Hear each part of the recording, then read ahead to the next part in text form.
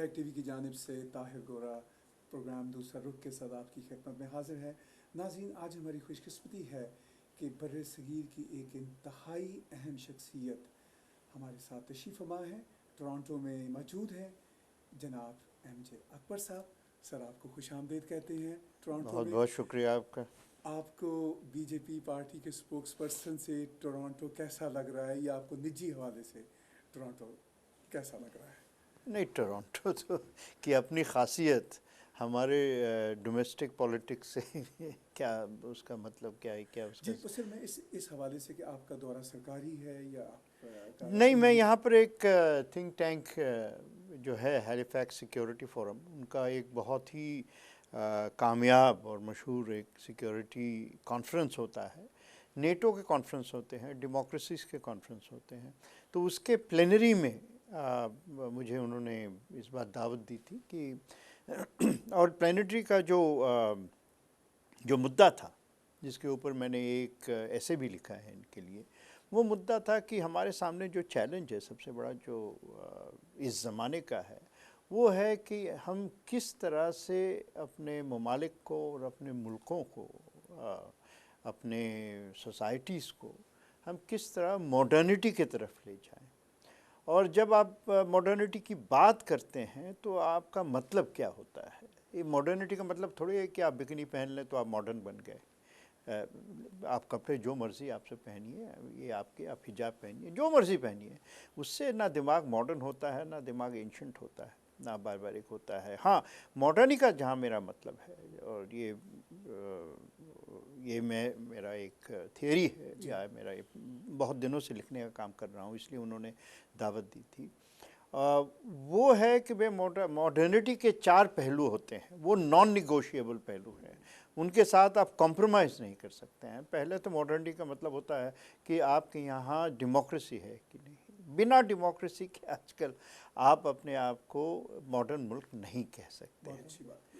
दूसरी बात, आप बिना फ्रीडम ऑफ फेथ के, यानी कि हर मज़हब को आपको उतनी ही ना सिर्फ कानूनी तौर पे, कानून तो बहुत लोग बना सकते हैं, लेकिन समाज में और सोसाइटी में उतनी ही इज्जत देनी पड़ेगी।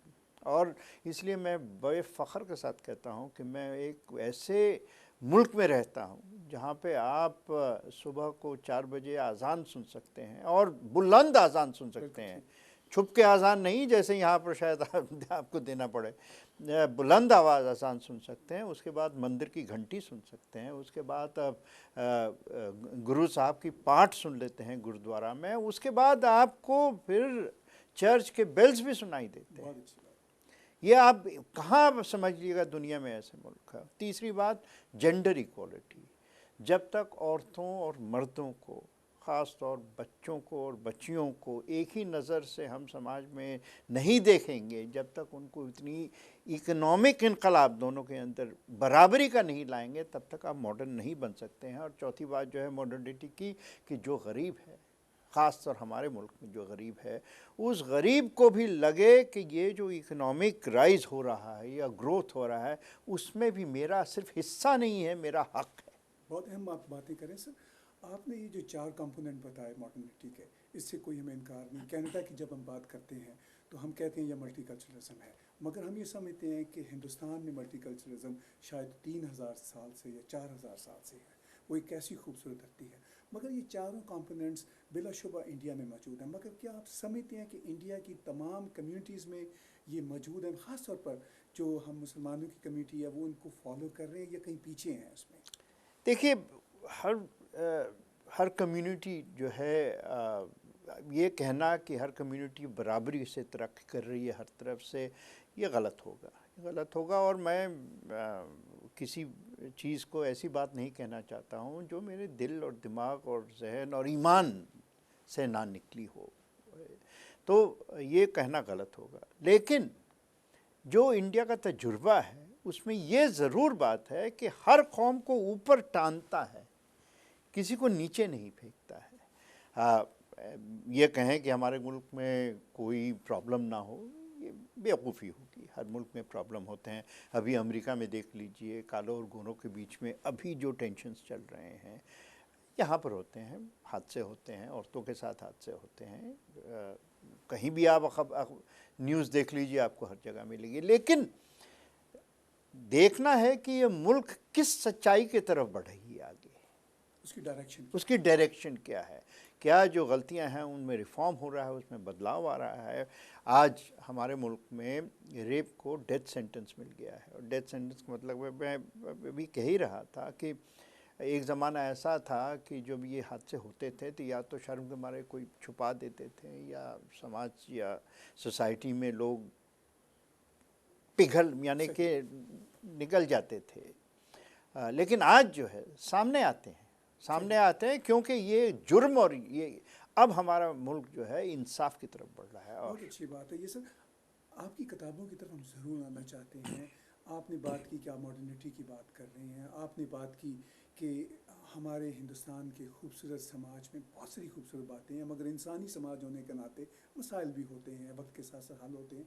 मगर दुनिया आज एक जिहादी आइडियोलॉजी के दरपेश है। आपकी बड़ी अहम किताब जिहाद पे रही, तो आपको लगता है कि हिंदुस्तान में कोई जिहादी थ्रेट भी है? देखिए, थ्रेट जो है, हमारे यहाँ कितने मुसलमान हैं? मैं समझता हूँ 180 मिलियन होंगे, जो अंदाज़ा है, आंकड़े जो बताते हैं। आप ज़रा सोचिए, 180 मिलियन का होता है कि 6 इराक हैं, ठीक बात या 3 या ईरान होंगे, यानी कि काफ़ी बड़ी ममालिक, या पूरा पाकिस्तान होगा। मैं तो कहता हूँ कि हमारे यहाँ अगर 1% भी अगर इस तरफ चला जा रहा है तो 2 मिलियन हो जाते हैं।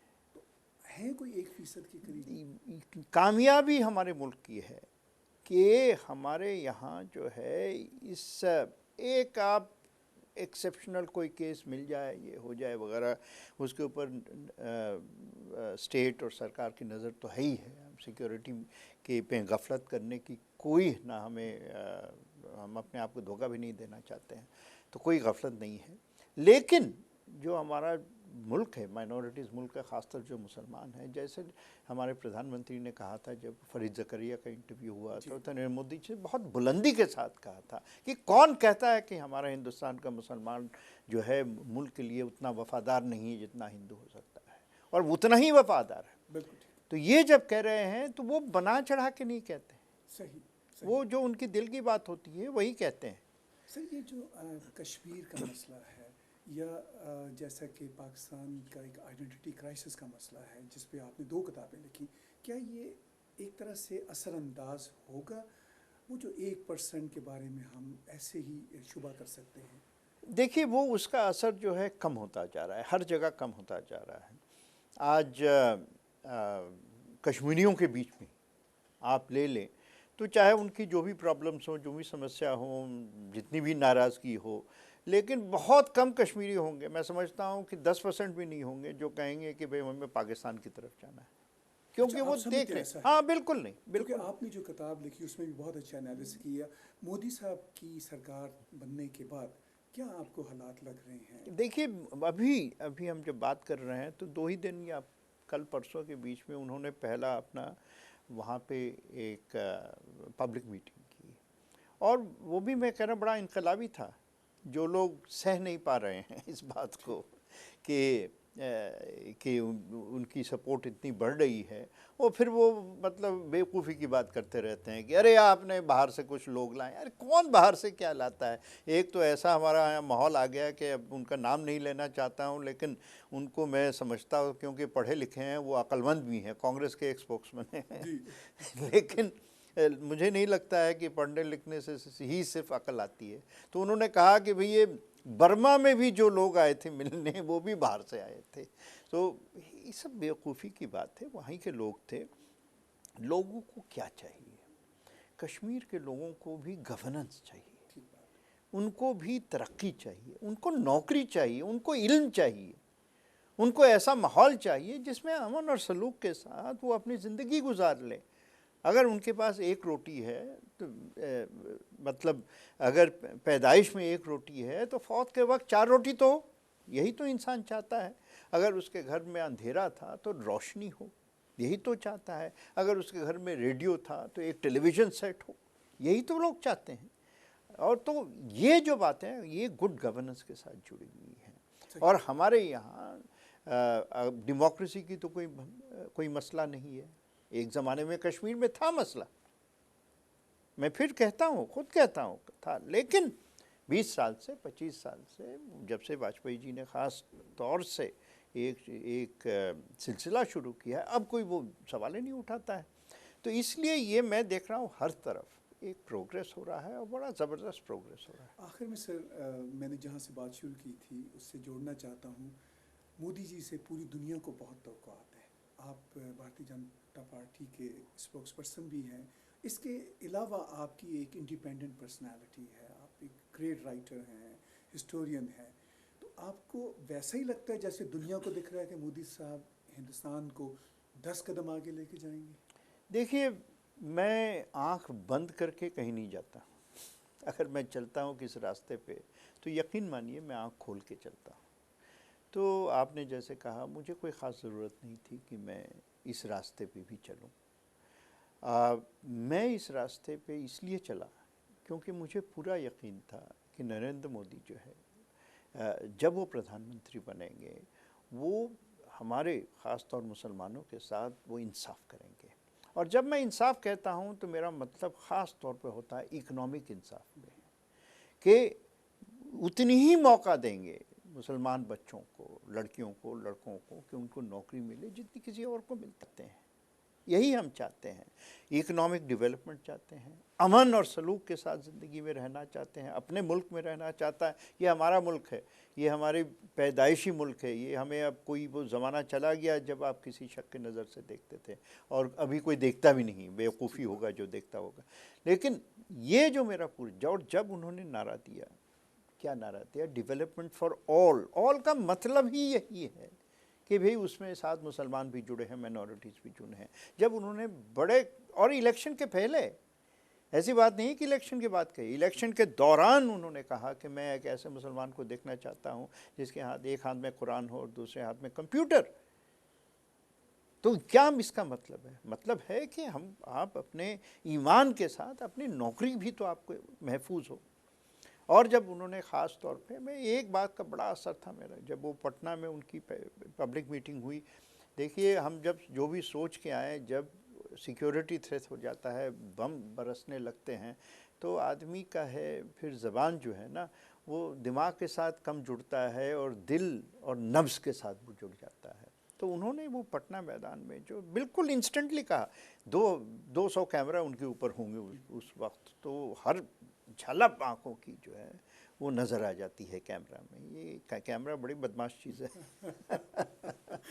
तो ये जो है उस वक्त जो उनके दिल से जो बात निकली, और मुझे अभी तक याद है और कभी ज़िंदगी में नहीं भूलेगा। उन्होंने साफ कहा, हिंदुओं को पहले एड्रेस किया, कि मैं अपने हिंदू भाई को कहना चाहता हूँ कि आपके पास ऑप्शन है, या तो आप मुसलमान से लड़िए या गरीबी से लड़िए।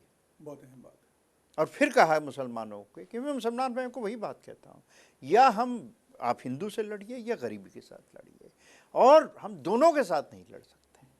तो जब तक हम एक दूसरे के बीच में लड़ेंगे, तब तक हम, जो हमारा एक्चुअल चैलेंज है, असल चैलेंज जो है कि अपनी ज़िंदगी में हम अपने नसीब से ये गरीबी को तो मिटा दें, इतना ही अगर कर चुके, तब हम, इतिहास भी याद रखेगा, लेकिन इतिहास तो बाद में है।